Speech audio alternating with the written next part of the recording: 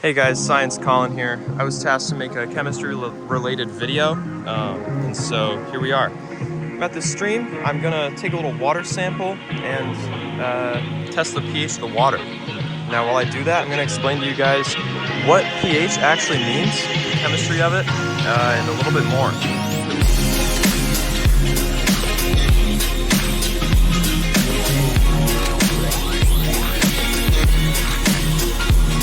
Let the record show, I am an AP chemistry student. However, I low-key took it for the credit, and I did not really pay attention as much as I should have in class. Probably could have put in a little bit more effort, but that's an issue for another day. Therefore, I do not really know as much as I should about chemistry. So if there's a lot of jump cuts in here, the audio goes out and it cuts to a voiceover, it's because I either said something completely stupid, wrong, or just gave up and stopped talking and let future me deal with that. So the Tupperware goes down the waterfall, gotta keep a good eye on it. Right over there. We're gonna get into it. So, pH. What does pH mean? Good question. Pretty sure pH stands for the power of hydrogen in the water. The hydrogen ions. So that means it is an H+. I just started yapping here. The potential of hydrogen measures the amount of hydrogen ions in the water. Hydrogen ions are positively charged hydrogen atoms, which means they've lost an electron, making them positive. Yeah. So the more H+s you have in the water, the more acidic the water, which means the lower the pH. I'm not even going to cut out the audio here because I just completely gave up. pH can be a little confusing. The higher the concentration of hydrogen ions means the lower the pH, which would be more acidic. That's because the formula for pH equals the negative log of the concentration of hydrogen ions.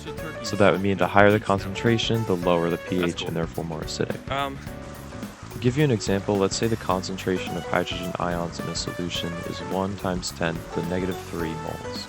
The log of 1 × 10 to the negative 3 is negative 3. Now, multiplying negative times a negative would be a positive, so the pH would be 3, which is very acidic.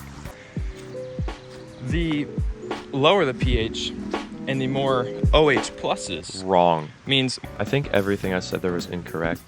The higher the pH means the more basic a solution is.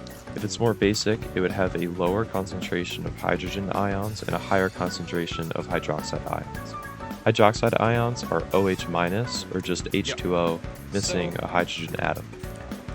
There are strong acids and weak acids, as well as strong and weak bases. If you take a look at these two acids, you'll see that one of them will completely ionize. This is a strong acid. Weak acids will only partially ionize, meaning that it will let go of some H+, but it will hold on to some more hydrogen. This same principle works for bases. what does that all mean? Why is it important to know the pH in the water? Oh, a bunch of crayfish. Well, crayfish, for example. Animals like to live in certain pH levels. That's important for them to live.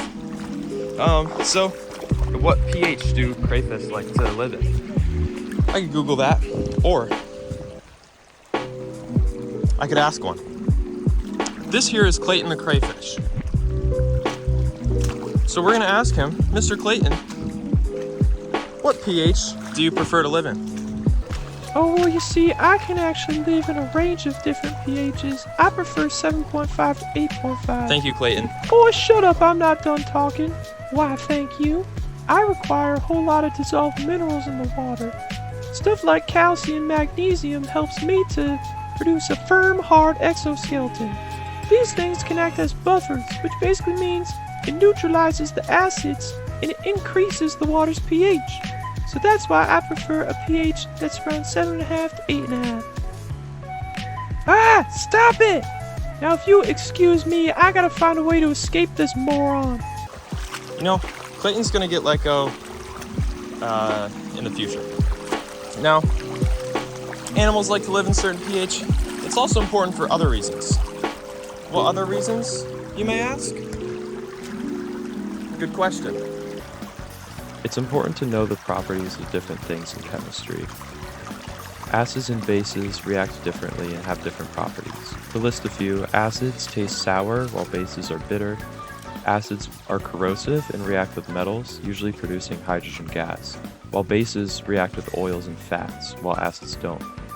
And like we already covered, pH comes into play in a lot of water processes, like with animals or plants growing.